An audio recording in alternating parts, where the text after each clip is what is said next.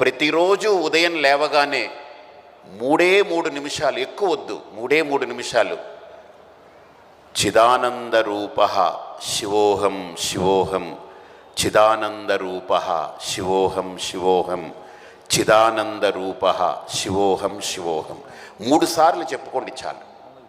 భగవంతుని ఇది కోరుకోండి. ఆఖరి ఘట్టం నా జీవితంలో వచ్చేటప్పుడు నేను అన్నీ మర్చిపోయినా, అన్నీ వదిలేసినా నువ్వు నా చేయి విడిచిపెట్టకు అని ప్రతిరోజు కోరుకోండి.